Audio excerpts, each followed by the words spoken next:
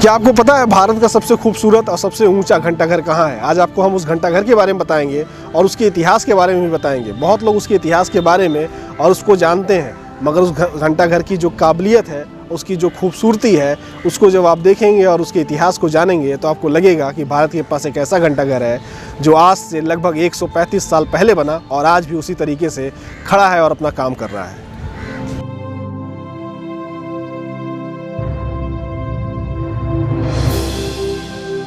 आज हम लखनऊ के हुसैनाबाद घंटाघर पे मौजूद हैं। यह घंटाघर भारत का सबसे ऊंचा घंटाघर है और इस घंटाघर की जो नींव रखी गई थी वो 1881 में रखी गई थी और 1887 में ये बनकर पूरी तरीके से तैयार हो गया। मगर 136 साल बाद भी आज ये घंटाघर पूरे राजधानी लखनऊ यानी नवाबों के शहर लखनऊ की शोभा बढ़ा रहा है। वहीं भारत का और विश्व का गिना चुना खूबसूरत घंटाघरों में एक है। और आज आपको इसका इतिहास बताएंगे और इसके बारे में भी बताएंगे कि इसकी क्या खासियत है, इसका इतिहास क्या है, यहाँ पर आप कब घूमने आ सकते हैं और ये क्यों बनाया गया था।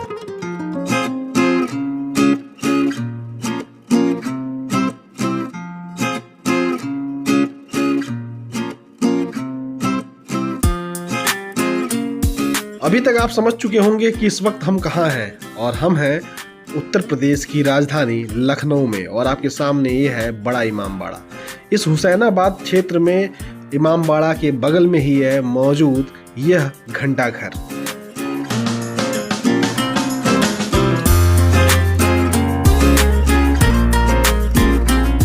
यूं तो आप घंटाघर घूमने कभी भी आ सकते हैं, और मगर जब भी आप आइए तो शाम के वक्त जरूर आइए, क्योंकि शाम का वक्त इसको देखने का बहुत ही खूबसूरत समय होता है। और खासकर ठंड के मौसम में लखनऊ घूमने का आनंद ही अलग होता है। वैसे तो आप गर्मी में भी आ सकते हैं, बरसात में भी आ सकते हैं, मगर ठंड का जो महीना होता है वो लखनऊ के लिए सबसे बेहतरीन समय होता है घूमने का।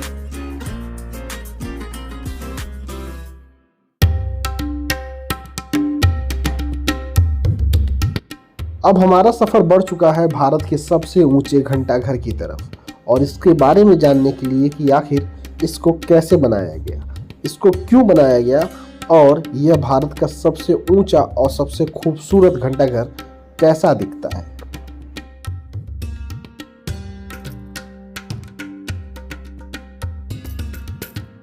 जब आप बड़े इमामबाड़े को पार करते हुए रूमी दरवाजे से आगे छोटे इमामबाड़े की तरफ बढ़ेंगे तो कुछ आपको बीच में ऐसा ही नज़ारा दिखेगा, और ये नज़ारा है लखनऊ के घंटाघर का।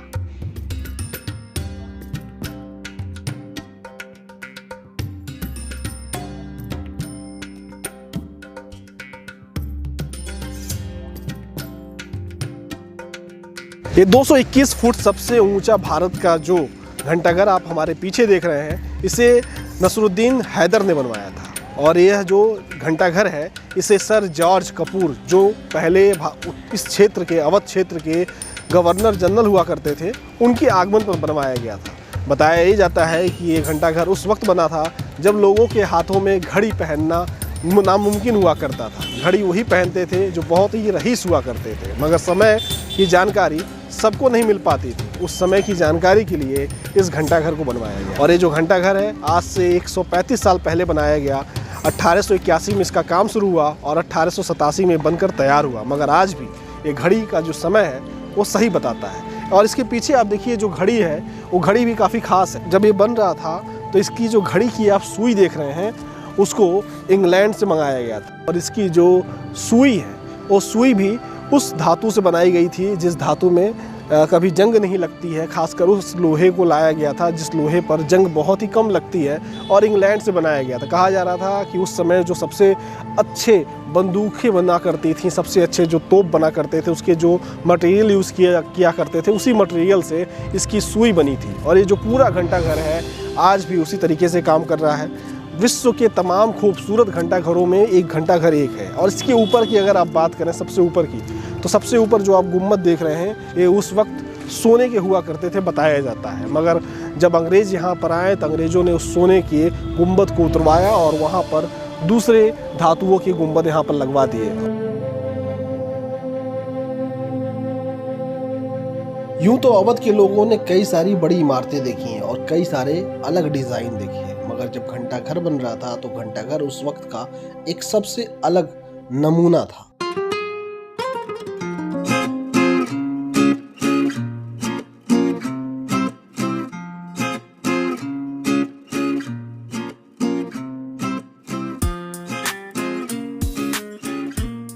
आपको बता दें कि घंटाघर की जो बनावट है वो सबसे अलग है, क्योंकि इसकी जो डिज़ाइन है वो इंग्लैंड से ली गई है और इसकी जो शिल्पकारी है वो भारतीय है। इसका जो मुख्य दरवाज़ा है वो घोड़े की नाल से लिया गया है। इसके साथ साथ जो इसमें अलग अलग कलाकृति हैं उसको अलग अलग जगहों से लिया गया है। इसमें जो ईंटें का इस्तेमाल किया गया है वो छोटे ब्रिक्स का इस्तेमाल किया गया है। साथ में इस घंटाघर को जो डिज़ाइन किया गया है वह भी सबसे अलग किया गया है, क्योंकि इसकी चारों दिशाओं में एक बालकनी है।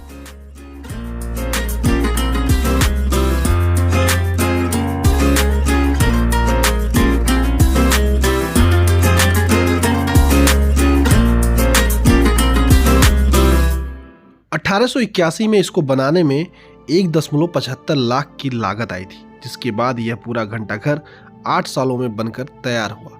लगभग ये घंटाघर जब बन रहा था तो उस वक्त ऐसी कोई भी इमारत अवध के पास नहीं थी जिस तरीके से यह घंटाघर बना। मगर घंटाघर बनने के बाद इसको देखने के लिए लखनऊ के दूर दूर से लोग तब भी आया करते थे और आज भी आया करते हैं। मगर सबसे खास बात उस वक्त इस घंटाघर में यह थी कि जब इसकी आवाज़ हर घंटे आती थी तो लखनऊ के कोने कोने में इसकी आवाज़ सुनाई देती थी। मगर आज वह घंटी बजती नहीं है, मगर समय ज़रूर बताती है। साथ में इस घंटाघर की यह खासियत थी कि इसमें उस वक्त भी वह लाइटें लगी हुई थीं जिसमें रात में भी समय देखा जा सकता है। और आज भी इसकी जो लाइटें हैं वो अपने आप में बहुत ही अद्भुत है और आज भी पर्यटकों को अपनी तरफ आकर्षित करती है। आपको यह वीडियो कैसा लगा कमेंट करके ज़रूर बताइएगा। और क्या इसके पहले आप घंटाघर के बारे में जानते थे? भारत का सबसे ऊंचा और सबसे खूबसूरत घंटाघर कहाँ है? तो आज आपको पता चल गया। इसके साथ साथ अगली वीडियो इमामबाड़े पे, रूमी दरवाजे पे और लखनऊ के तमाम उन ऐतिहासिक इमारतों पे आएगी जिसको आप जानकर काफ़ी आपको अच्छा लगेगा।